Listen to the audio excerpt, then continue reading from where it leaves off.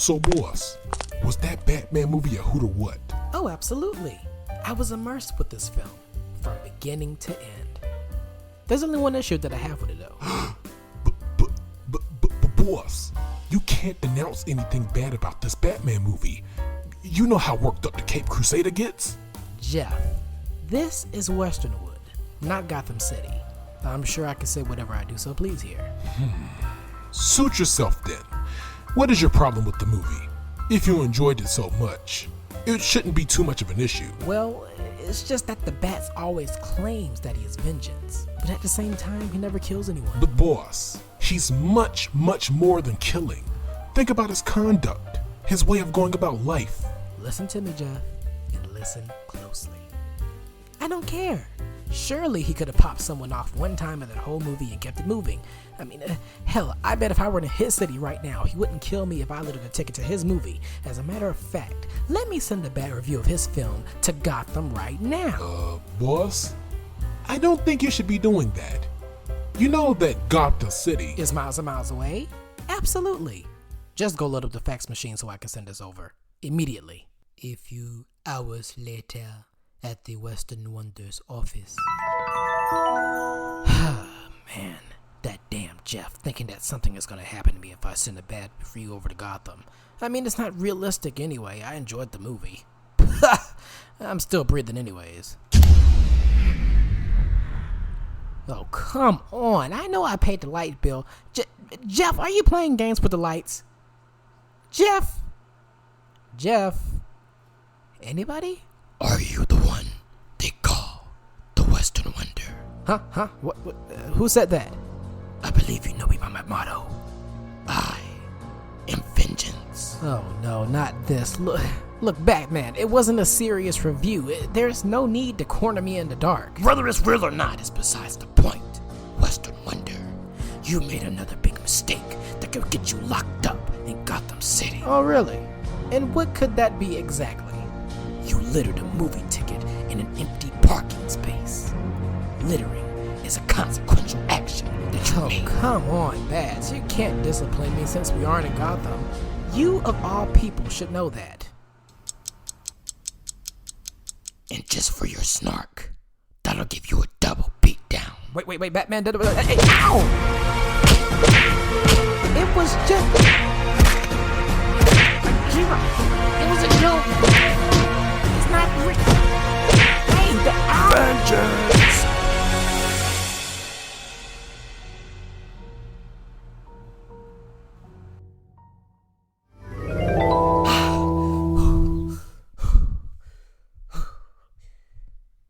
It was all just a dream. Let's just get on with the show.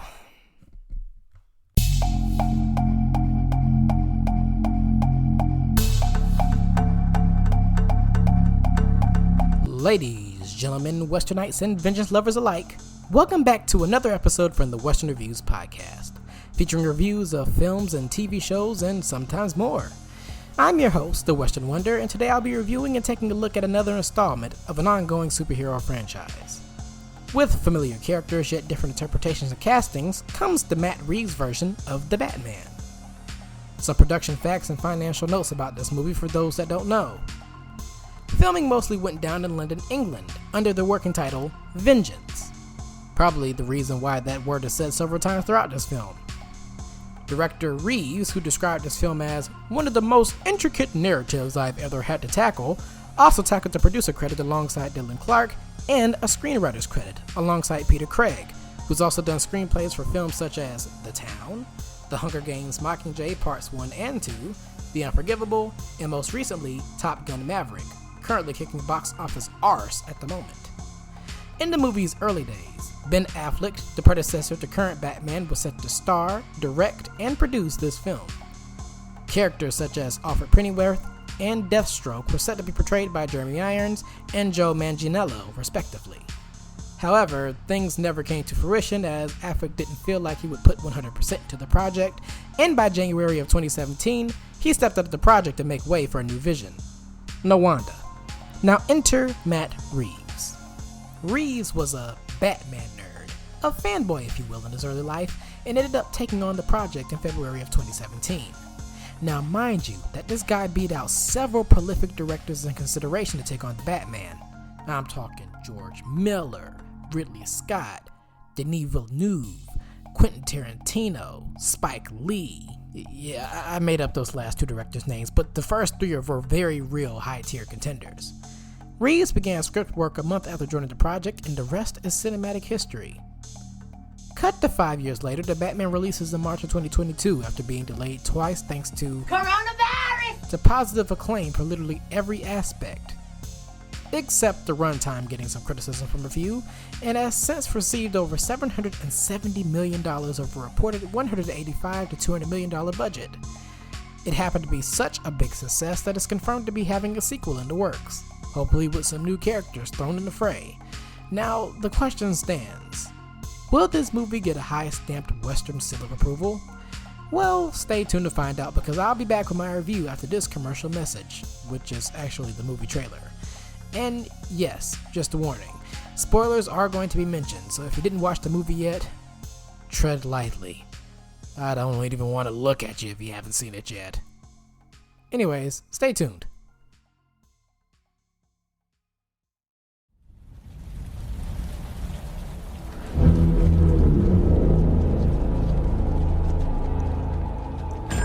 Police!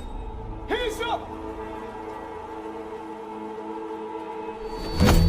Stay still! Get out of here!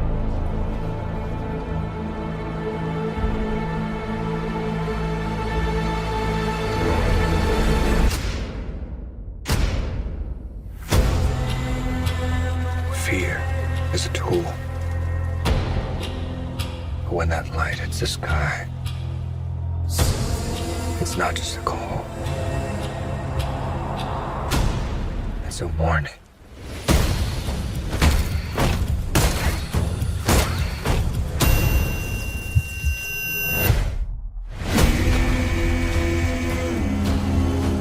I've been trying to reach you. Find the gun! This is about a king, and Ritter's the match. I can take care of myself. If this continues, it won't be long before you've nothing left. I don't care what happens to me. It's only gonna get worse for you.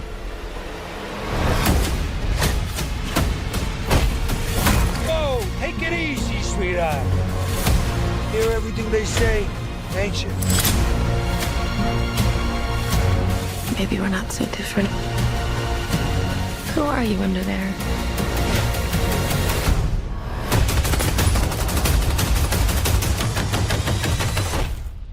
I'm vengeance.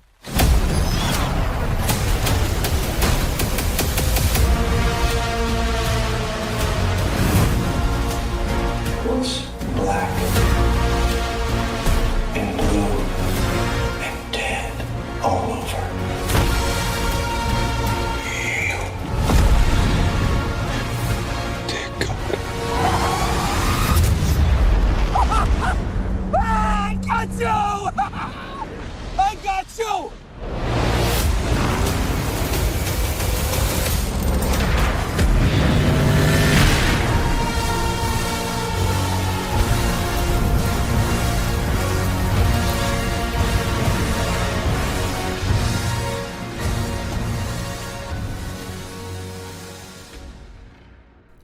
And we're back.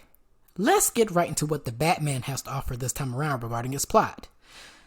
In the grim streets of Gotham City, crime runs rampant. And such a particular case will get interest in who else but Batman, played by Robert Pattinson. When he's playing the superhero game, he's level-headed, crafty, and hardworking. But when he's just Bruce Wayne, he has a dark, gloomy, and moody aura to himself. I wonder how he does it, switching characters often like that, but besides the point. This DC multiverse Batman of sorts is more of a detective, so she's usually off cracking clues alone or with the assistance of Commissioner Gordon, played by Jeffrey Wright, the only man involved with the law who confides in Batman's support in ridding the gritty streets of crime, or his butler/confidant, Alfred, played by Andy Serkis. This particular conflicting crime that sets up the plot revolves around the murder of Gotham's mayor, all thanks to the maddening antics of the Riddler, played by Paul Dano. Batman targets a batch of characters throughout his murder investigation, characters that may know a little bit about the mayor or certain connections, including Catwoman, played by Zoe Kravitz, the Penguin, played by Colin Farrell, and Carmine Falcone, played by John Turturro. This investigation eventually begins to spiral on Batman, Bruce's mentality, leading to his ideals of vengeance possibly getting thrown out of the door for violence. For my thoughts on the movie, I thoroughly enjoyed it from beginning to end. Wow, wow, wow. This feels like a grittier Batman film compared to his predecessors. With this Batman being a detective, as I mentioned earlier, this film is definitely a slow burn. The first time watching the film, I ate that 2 hour, 50 or so minutes of runtime apple pie with ease. But the second time viewing, I definitely felt the slow burn from time to time. Some scenes could have been a little bit shorter, but I feel like if I delve into the topic any further, I fear that there will probably be a 5-hour director's cut, toppling Justice League, that could come out one day. And I don't think anybody could be prepared for that. Now expanding further on the characters and their actors, Robert Pattinson brings a unique style to Batman, not too expressive in dialogue and sulking in the background. It fits his gloomy soul like a glove, but not enough soul searching his character does. I'm looking forward to seeing what he could be up to in the sequel. Maybe some deeper character arc outside of the usual, my father this, my father that. Like Bats, do you know how many Spider-Men grieve about their Uncle Ben's being gone but still has a little more ambition to their life? Do you know how many movies have come out with non-existent Robin plot lines? Let it go. But maybe keep that gloomy spirit a little bit. It brings like a certain edge to the movie. Jeffrey Wright was a great casting choice for Commissioner Gordon, definitely having a bit of a relation to the viewer by following Batman and his clue solving throughout the film.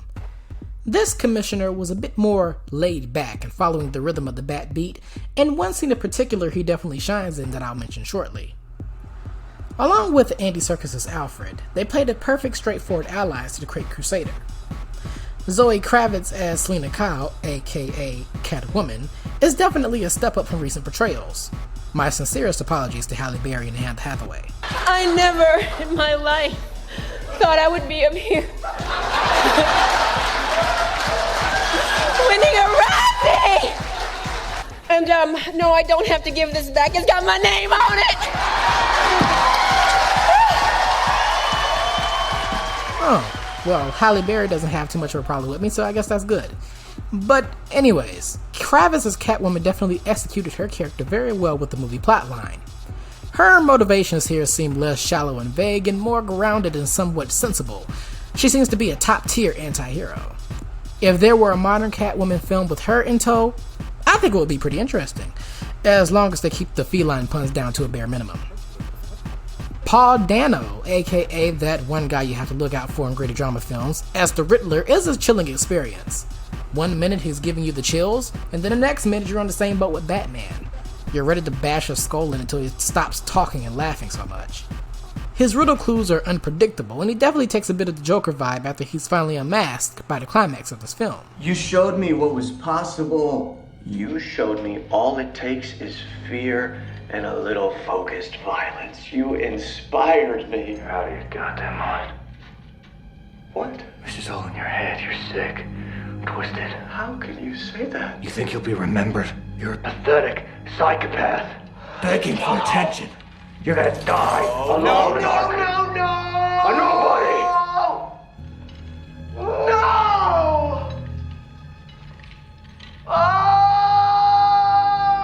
This is not how this was supposed to go!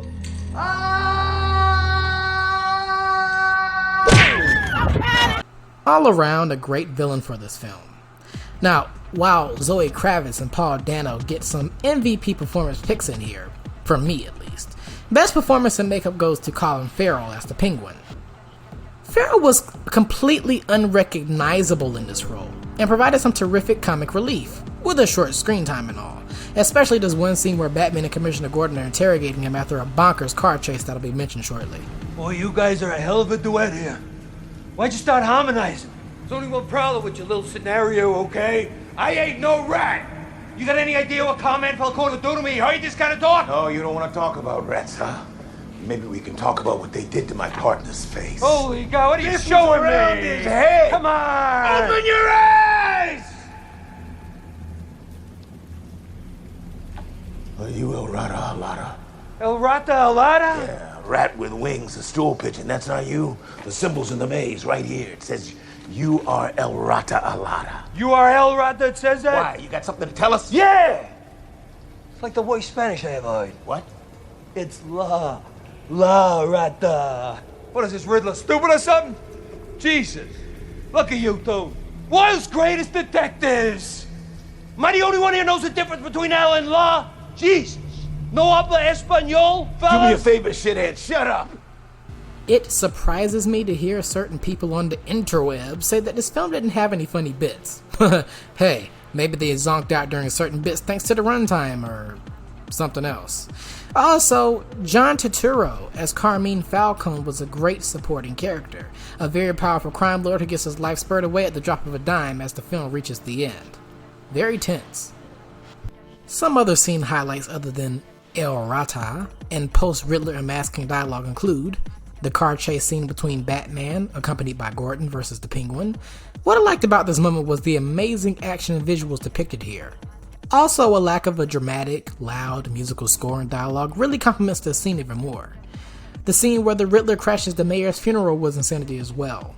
At first, the scenery is very quiet and muted, as the funeral usually is, but all of a sudden, boom! Chaos everywhere. Also, the climax scene where a Riddler goon starts beating down on Selina while Bats is down, so he regenerates Resident Evil style and ends up beating the crap out of this goon as if he were the Riddler. And perhaps, after the Resident Evil Resurgence potion, he probably thought it was the real thing, whether he caught on to the Riddler's Joaquin Phoenix as Joker level fan club or not. But the adrenaline was pumping in that scene, and I definitely was rooting him on to beat him up a little harder. You know, hit him one more time. I mean, what else can I say? In my rating scale, it's a yee-haw-tastic. A 9.6 out of 10 numericals. Again, great filmmaking work, casting, and visual setups. Some scenes could have been a little shorter like I said earlier, but no big deal on that. I highly recommend this one if you've had an interest in seeing this film. And hey, you can! It's on HBO Max for the next year or so, and on VOD and probably even DVD, if not already, probably soon. So check it out if you haven't already. And this concludes my review for The Batman. Hey! If you want to check out my reviews of other films and TV shows, you may find those episodes right here only on the Western Reviews podcast. Wherever you listen to podcasts. It may be, Apple Podcasts, Spotify, iHeartRadio, Deezer, Spreaker is there. If you'd like to follow up with the show on the social media spots, you can follow the show on Twitter at reviews_western, that is reviews_western, or on my Instagram page, which is at Western Reviews Official. Once again, my Instagram at Western Reviews Official. You won't regret the content coming to the channel in the near future. As always, thank you for listening in, and I hope you enjoyed the show. Western Wonder, or Western Batman, signing and investigating my way out.